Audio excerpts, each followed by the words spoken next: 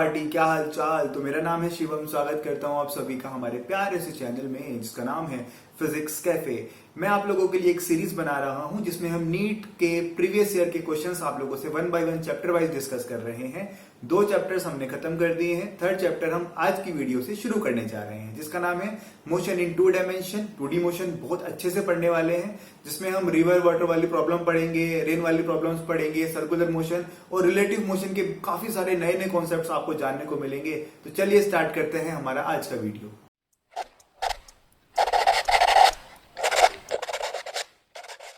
तो चलिए स्टार्ट करते हैं हमारी वीडियो का पहला क्वेश्चन। इसको साथ में पढ़ते हैं और समझते हैं ये कहना क्या चाह रहा है। तो क्वेश्चन कुछ इस तरीके से है, the speed of a swimmer in still water is 20 metre per second. किसी इंसान, किसी आदमी की जिसको तैरना आता है, स्पीड दे रखी है 20 मीटर पर सेकेंड, ठीक है।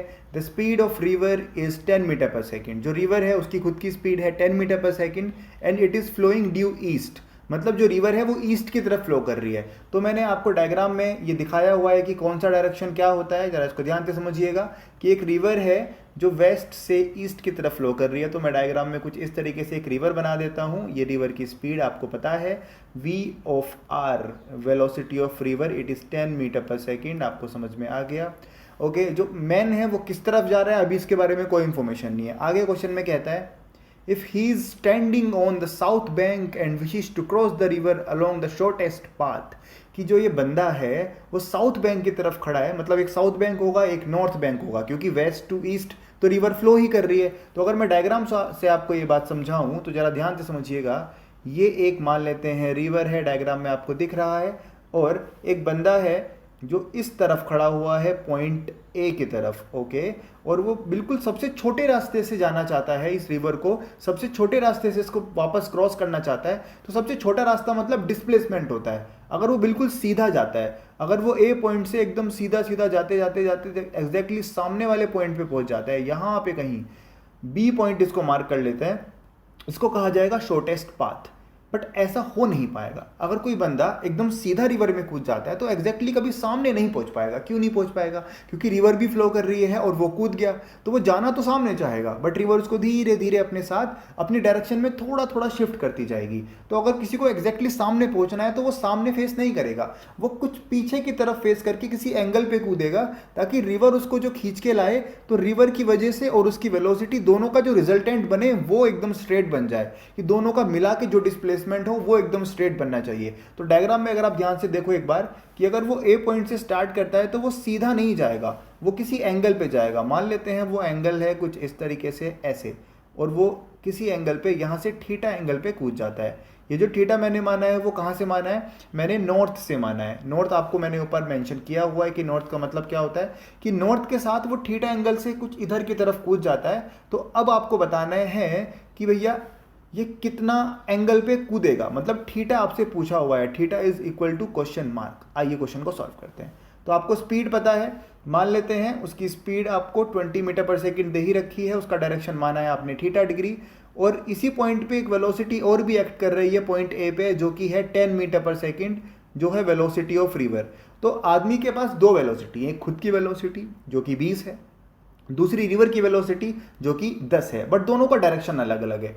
अगर मैं इन वेलोसिटीज को ब्रेक करूं और एक्स और वाई कंपोनेंट कैलकुलेट करूं तो आप बता सकते हैं कि ये जो 20 मीटर पर सेकेंड है इसका एक कंपोनेंट नॉर्थ की तरफ आएगा और दूसरा कंपोनेंट वेस्ट की तरफ आएगा।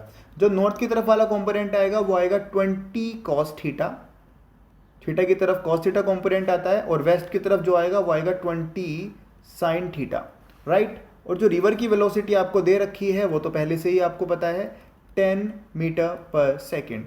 अब आप जरा ध्यान से समझिएगा कि किसी पॉइंट के पास 3 वेलोसिटी है, एक आगे जाने वाली, एक ईस्ट में जाने वाली, एक वेस्ट। नॉर्थ, ईस्ट और वेस्ट 3 डायरेक्शन की अलग अलग वेलोसिटी है, बट वो जाना चाहता है नॉर्थ की तरफ। इसका मतलब ईस्ट वाली वेलोसिटी और वेस्ट वाली वेलोसिटी दोनों अगर एक दूसरे को कैंसिल कर दें, दोनों अगर इक्वल हो जाती हैं तो ही तो वो नॉर्थ की तरफ जा पाएगा। इसका मतलब अगर वो शॉर्टेस्ट पाथ से जाना चाहता है तो उसकी कंडीशन हो जाएगी कि 20 साइन थीटा का value should be equal to 10 metre per second. इसका मतलब अगर आपसे कहें कि साइन थीटा कितना होगा भाई, तो आप कट कर दीजिएगा तो ये आएगा 1/2। इसका मतलब थीटा का वैल्यू आ गया 30 डिग्री। यही आपका आंसर है। बट ये एंगल आपने कहाँ से निकाला है? ये एंगल आपने निकाला है नॉर्थ के साथ, तो आपका जो आंसर आना चाहिए वो 30 डिग्री फ्रॉम नॉर्थ होना चाहिए वैसे तो। बट इसने ऑप्शन में कहीं पे 30 डिग्री नॉर्थ नहीं दिया, इसका मतलब ये जो एंगल है वो कहीं और से इसने दिया होगा। अगर हम ये सेम एंगल कैलकुलेट कर लेते वेस्ट के साथ, तो अगर ये थीटा 30 डिग्री है तो वेस्ट के साथ कितना आ जाएगा? 60 डिग्री। क्या 60 डिग्री वेस्ट किसी ऑप्शन में आपको दिख रहा है? हाँ जी, ये दिख रहा है आपको डी ऑप्शन में। इसका मतलब इसके दो आंसर दो तरीके से लिखे जा सकते थे। 30 डिग्री नॉर्थ, नॉर्थ के साथ 30 डिग्री ये भी सही था, और वेस्ट के साथ 60 डिग्री ये भी आपका आंसर सही माना जाएगा। तो चलिए इसके बाद हमारा नेक्स्ट क्वेश्चन करते हैं।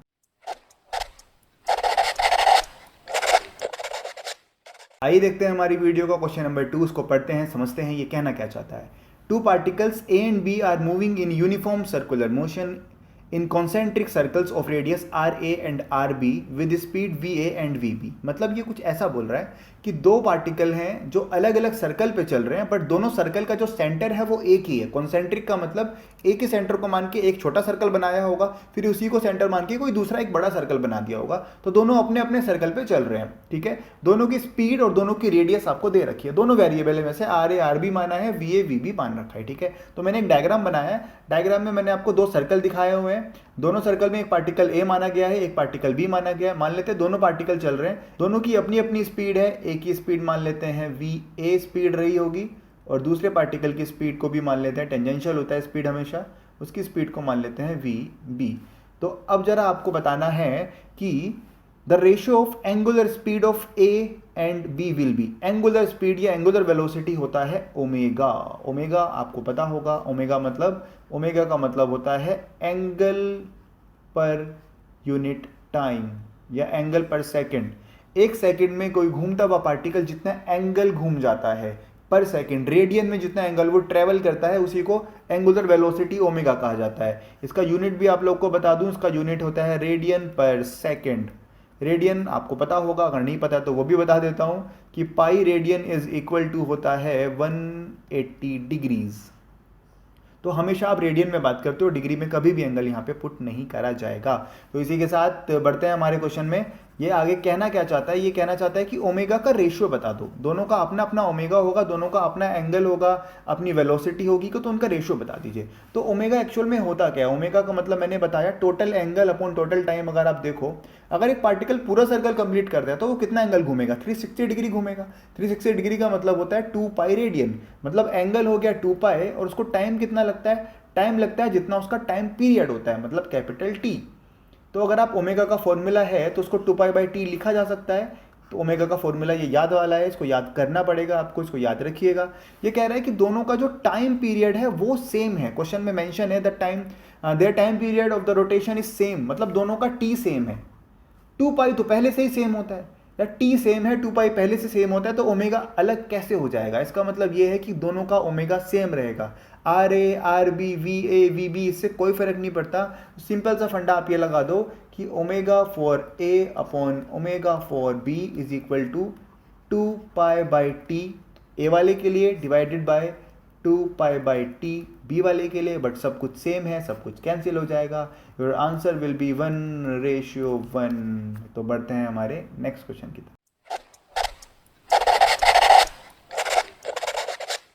तो आइए देखते हैं हमारी वीडियो का क्वेश्चन नंबर 3 कहना क्या चाहता है, एक बार पढ़ लेते हैं। The X and Y coordinate of a particle at any time is given x equal to 5t minus 2t square and y equal to 10t। थोड़ा सा दिख नहीं रहा है, but y equal to 10t आपका ये इक्वेशन दिया हुआ है। x और y टाइम के साथ कैसे वेरी करते हैं? इसका ये मतलब है कि वो x डायरेक्शन में भी मोशन कर रहा है और वो y डायरेक्शन में भी मोशन कर रहा है। मतलब ये 2D मोशन का एग्जांपल है। भाई 2D पढ़ रहे हो तो 2D का ही तो एग्जांपल देगा। ठीक है, x और y टाइम के साथ कैसे वेरी करते हैं? दोनों का अपना अपना इक्वेशन है रेस्पेक्टिवली, मतलब दोनों साथ में ही हो रहा है। Where x and y are in metre, ठीक है, t is in second, unit आपको दे रखा है। Find the acceleration of the particle at 2 second.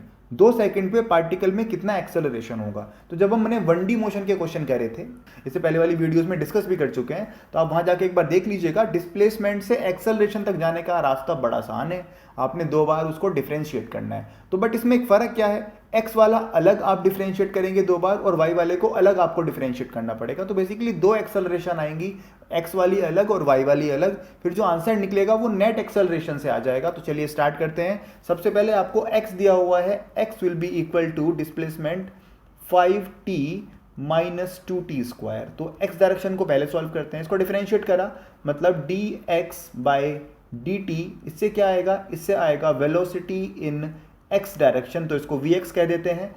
करो डिफरेंशिएट, 5t का डिफरेंशिएशन करोगे तो 5 एज इट इज, t का डिफरेंशिएशन t के रिस्पेक्ट में 1 हो जाएगा, -2 और t स्क्वायर का डिफरेंशिएशन मैंने बताया हुआ है, पावर का आगे मल्टीप्लाई कर दिया और पावर में से एक माइनस कर दीजिए, मतलब 2t टू द पावर 2 - 1, मतलब बेसिकली 1 ही पावर रह जाएगी।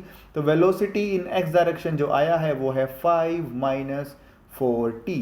बट आपको चाहिए एक्सेलरेशन, मतलब इसको दोबारा से डिफरेंशिएट करो, तो आपने निकाला अब dv बाय dt, तो आया एक्सेलरेशन वो भी x डायरेक्शन का, कितना हो जाएगा, 5 का डिफरेंशिएशन 0, कांस्टेंट का डिफरेंशिएशन अगर अकेला है कांस्टेंट तो 0 होता है, -4 एज इट इज रख देंगे, t का डिफरेंशिएशन हो जाएगा 1। तो एक्सेलरेशन इन x डायरेक्शन जो आया है वो है -4 metre per second square. But ये जो एक्सेलरेशन है ये सिर्फ x डायरेक्शन की बात करी है हमने, अभी हम y डायरेक्शन को नहीं सॉल्व कर रहे हैं। आइए अब y डायरेक्शन को सॉल्व करते हैं।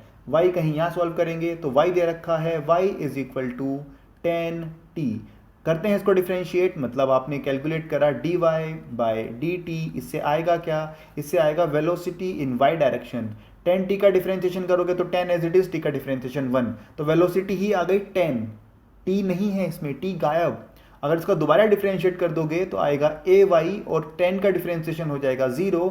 इसका ये मतलब होता है y डायरेक्शन में वो कांस्टेंट स्पीड से चल रहा है, जितनी स्पीड y में पहले थी उतनी ही बनी हुई है। तो अगर आप नेट एक्सेलरेशन आपसे कोई पूछे तो y वाला तो खत्म हो गया 0, सिर्फ x का एक्सेलरेशन बचा, वही आपका आंसर हो जाएगा। ऑप्शन में आपको -4 दिख रहा होगा जी, आपका सेकेंड ऑप्शन है -4, तो यही आपका आंसर हो गया। चलिए बढ़ते हैं अपने अगले क्वेश्चन की तरफ।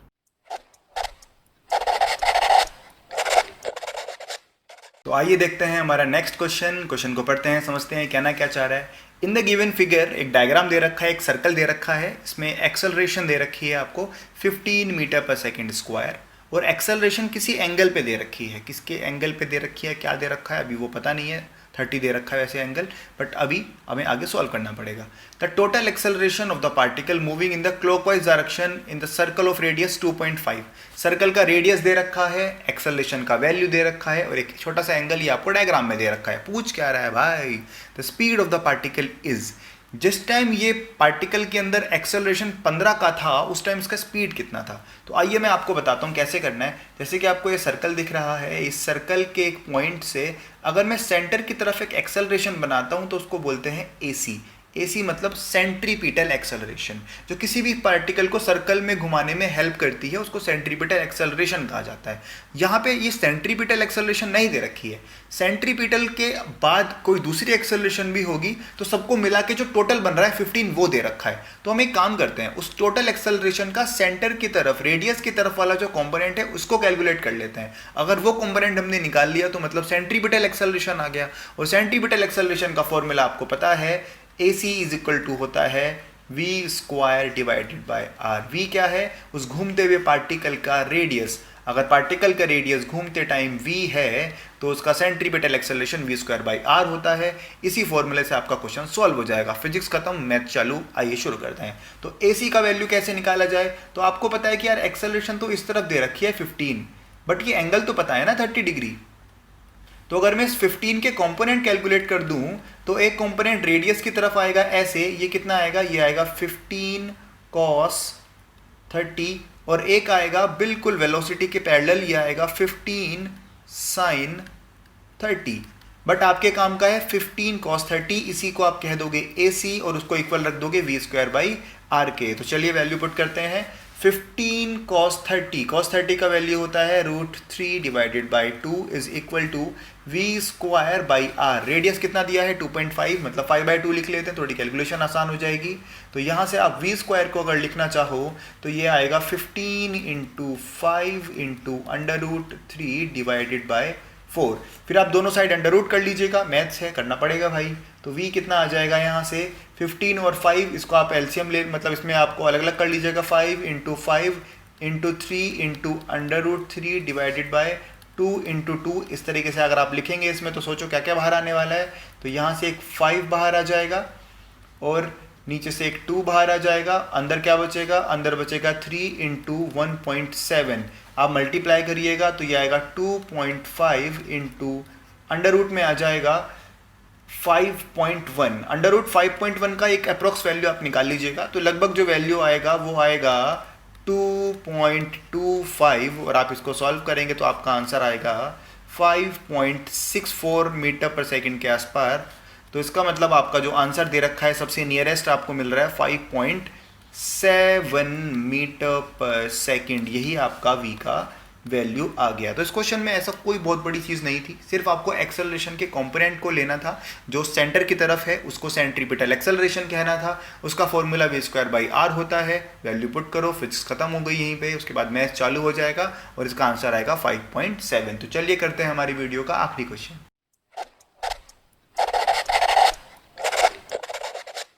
तो चलिए देखते हैं हमारी वीडियो का आखिरी क्वेश्चन, पढ़ते हैं, जरा समझते हैं इसको।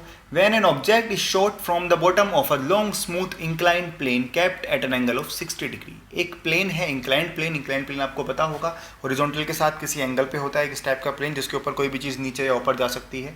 तो एक 60 डिग्री वाला प्लेन है, आगे चल के बोल रहा है कि एक 30 डिग्री वाला प्लेन है। तो मैंने दोनों प्लेन पहले ही बना लिए हैं ताकि आपको डायग्राम बनाने में आपका टाइम वेस्ट ना हो। फिर ये क्या बोलता है कि लॉन्ग है, मतलब काफ़ी लंबाई है उसकी, ऐसा नहीं है कि कोई पार्टिकल फेंकोगे आप और इधर से गिर जाएगा, वो काफ़ी लंबा है तो उसकी लेंथ की टेंशन नहीं लेनी है। आइए पढ़ते हैं, क्वेश्चन कहता है it can travel distance of x1 along the plane. अगर किसी पार्टिकल को आप प्लेन के साथ फेंको ऊपर की तरफ तो वो x1 डिस्टेंस ट्रेवल कर सकता है। तो पहले डायग्राम में आप देख पा रहे होंगे, मैंने एक पार्टिकल माना है, मान लिया एक पार्टिकल a है और आपने इसको ऊपर की तरफ फेंका, कुछ स्पीड आपने इसको दी होगी, मान लिया आपने इसको v स्पीड दी है या फिर u स्पीड मान लेते हैं इनिशियल, और ये चलते चलते चलते चलते चलते किसी हाइट पे जाके मान लेते हैं यहाँ ये रुक जाता है, मतलब यहाँ पे इसकी फाइनल स्पीड हो जाती है 0। सेम ऐसा ही ये काम करता है, उसी पार्टिकल को उसी स्पीड से फेंकता है दूसरे प्लेन के ऊपर। क्वेश्चन में कुछ ऐसा कह रहा है, कितनी स्पीड से, सेम स्पीड से, मतलब स्पीड फिर से u, बट इस बार ये पार्टिकल थोड़ा अलग डिस्टेंस ट्रेवल करता है, मान लेते हैं कि कहीं यहाँ पे जाके ये रुक जाता है, मतलब फाइनल स्पीड फिर से 0 हो जाती है। बट पहली बार जो डिस्टेंस ट्रेवल करता है उस डिस्टेंस को नाम दिया गया है x1, और दूसरी बार जो डिस्टेंस ट्रेवल करता है वो दिया गया है x2। आपसे x1 और x2 का रेशियो पूछा हुआ है, तो आइए क्या करें। आपको दिख रहा है इनिशियल वेलोसिटी u है, दोनों की सेम है, फाइनल दोनों की 0 है, डिस्टेंस का पता करना है कि कितना कितना रेशियो होगा। तो कहीं ना कहीं दिमाग में चल रहा होगा अरे इक्वेशन लग सकती है, क्योंकि इसमें पक्का है कि धीरे धीरे स्पीड कम हो रही है, मतलब रिटार्डेशन है। बट इसमें ये चीज़ है कि रिटार्डेशन होगी कितनी, तो रिटार्डेशन जरा समझते हैं कि इसमें रिटार्डेशन आएगा कैसे और लिया कितना जाएगा। अगर हम एक इंक्लाइंड प्लेन लेते हैं जिसका एक एंगल आपको दिया हुआ है, ये एंगल है थीटा, और आपको पता है कि जो ग्रेविटी होती है वो बिल्कुल वर्टिकली डाउनवर्ड्स होती है, इस तरीके से जैसा आपको डायग्राम में दिख रहा है। तो आप ग्रेविटी को ब्रेक कर सकते हो, ब्रेक से करने से मेरा मतलब है उसके कंपोनेंट आप ले सकते हो। अलोंग द प्लेन एक ये वाला कंपोनेंट आएगा जो प्लेन के बिल्कुल पैरेलल होगा, और एक कंपोनेंट आएगा परपेंडिकुलर टू द प्लेन जो प्लेन के बिल्कुल 90 डिग्री पे होगा। अब आपके काम का कौन सा कंपोनेंट है वो आप खुद देखिएगा। अगर कोई पार्टिकल प्लेन के साथ ऊपर जा रहा है तो उसको रोकने में जो ग्रेविटी का कंपोनेंट है वो प्लेन के पैरेलल वाला ही कंपोनेंट लिया जाएगा। तो यहाँ से अगर ध्यान से देखें तो ये जो एंगल आपको दिया है थीटा, इसके साथ अगर मैं देखूं तो ये वाला एंगल हो जाएगा 90 माइनस थीटा, और ये वाला एंगल फिर से हो जाएगा थीटा। तो अगर आप ग्रेविटी को ब्रेक करो तो ग्रेविटी के दो कंपोनेंट आएंगे, एक तो आएगा जी कॉस थीटा जो इस प्लेन के परपेंडिकुलर होगा, और एक कंपोनेंट आएगा जी साइन थीटा जो इस प्लेन के बिल्कुल पैरेलल होगा। तो बेसिकली इसको रोकने में जो काम कर रहा है वो है जी साइन थीटा। जी कॉस थीटा तो उसको प्लेन से चिपका के रखा हुआ है, बट इसकी स्पीड को जो डिक्रीज कर रहा है वो है जी साइन थीटा, और क्योंकि वो स्पीड के ऑपोजिट डायरेक्शन में है तो उसको नेगेटिव लिया जाएगा। तो इन दोनों केसेस में, पहले और दूसरे केस में हम लेंगे क्या, हम जो एक्सेलरेशन है उसका वैल्यू माइनस जी साइन थीटा लेंगे, और थीटा आपको दोनों केस का पता है, एक केस का है 30, एक केस का है 60। तो दोनों केसेस में हम क्या करते हैं, अपनी थर्ड इक्वेशन लगाते हैं और दोनों का x निकालने की कोशिश करते हैं। तो आइए करा, अगर मैं पहले केस की बात करूं, ये रहा मेरा पहला केस, तो मैंने लगा दिया v² is equal to u² plus 2as।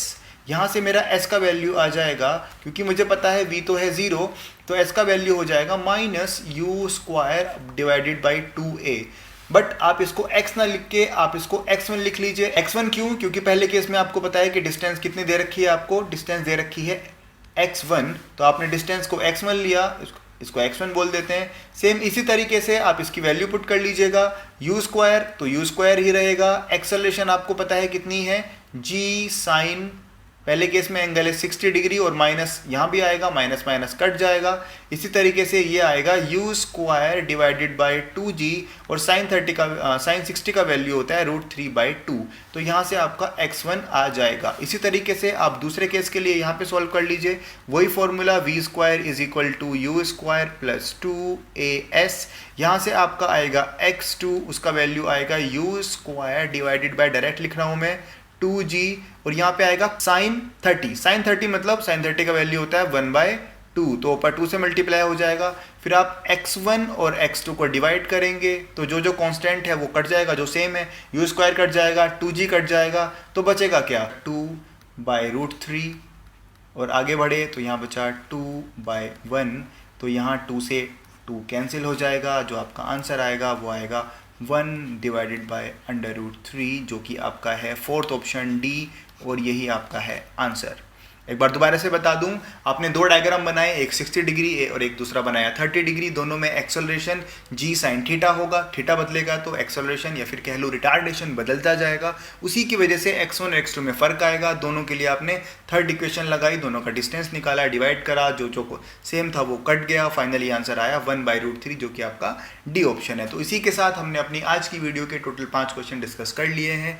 अगर आपको मेरा काम, हमारे ये वीडियोज़ पसंद आते हैं तो प्लीज़ इस चैनल को लाइक करिएगा, शेयर करिएगा अपने दोस्तों के साथ, जिनको ज़रूरत है उनके साथ। मिलते हैं हमारी नेक्स्ट वीडियो में। Thank you so much.